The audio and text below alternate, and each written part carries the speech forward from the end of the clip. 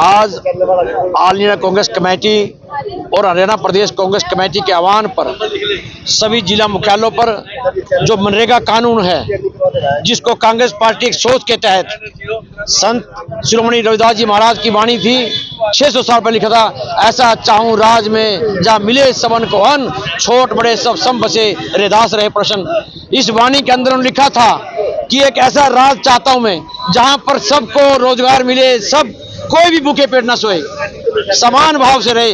इसी मर्म को समझते हुए 2005 में कांग्रेस पार्टी महात्मा गांधी राष्ट्रीय ग्रामीण रोजगार गारंटी लेकर आई, जिसके तहत प्रत्येक ग्रामीण परिवार को 100 दिन के काम की गारंटी दी गई। कोई भी परिवार ग्राम पंचायत के पास जाता था तो ग्राम पंचायत का ये संवैधानिक ड्यूटी बन जाती कि 15 दिन के अंदर अंदर उस परिवार को काम देना पड़ेगा।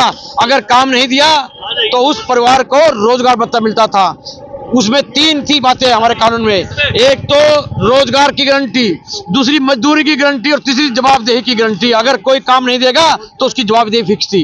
ये तीनों चीजें उड़ा दी सरकार ने, नाम रख दिया विकसित भारत गारंटी रोजगार आजीविका मिशन ग्रामीण, बीबी ग्राम जी नाम रख दिया, और जो उसका कानून का जो मूल आत्मा थी उसको खत्म कर दिया।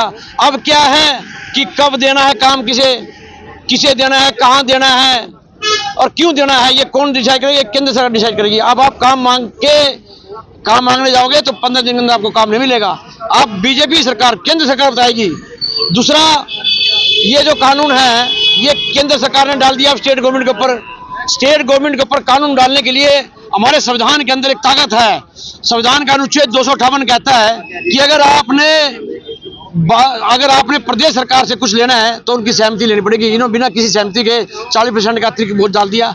आज हरियाणा 30,000 करोड़ के कर्जे में डूबा पड़ा है, तो कैसे देंगे वो? और इन्होंने खुद लोकसभा के अंदर माना है कि इन्होंने 40 दिन काम दिया पिछले 11 साल में, आज तक किसी को 100 दिन काम नहीं मिला, तो 125 दिन का क्या करेंगे काम करके आप? मगर वो भाजपा सरकार बोलते हैं कि कांग्रेस ने भी इसका नाम कई बार बदला है। जनाब, नाम तो मैं हमके नाम से दिक्कत नहीं, हमने नाम बदले नहीं।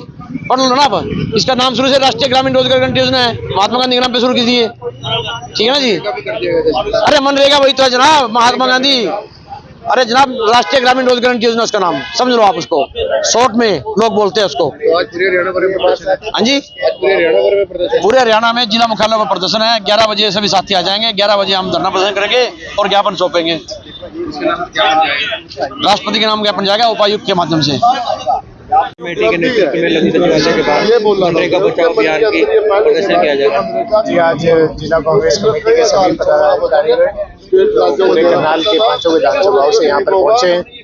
तो सभी लोग एकत्रित होकर जो हमारा कांग्रेस पार्टी के द्वारा जो मनरेगा बचाओ अभियान चलाया जा रहा है, उसकी मुहिम को आगे बढ़ाते हुए नगर सचिवालय के सामने हम प्रदर्शन पर बैठे हैं। और अभी कुछ ही देर के अंदर सभी साथीगण मिलकर के इस एक्ट के खिलाफ जो भाजपा सरकार लेकर के आई है, डीसी साहब को ज्ञापन सौंपेंगे और उनसे गुजारिश करेंगे कि राष्ट्रपति जी के नाम है ज्ञापन, इसको जल्द से जल्द अपने सारे फैसलों को वापस लिया जाए, ताकि जो आम श्रमिक मजदूर गरीब तबका जो हमारा समाज का है उसके हितों की रक्षा की जाए और उनको एक उचित रोजगार का जो पहले गारंटी मिलती थी उसको बचा करके रखा जाए। मगर भाजपा बोल रही है हमने इसमें दिन बढ़ा दिया, 125 दिन की गारंटी दे रहे हैं और कह रहे हैं कि कांग्रेस ने पहले भी तो नाम बदले।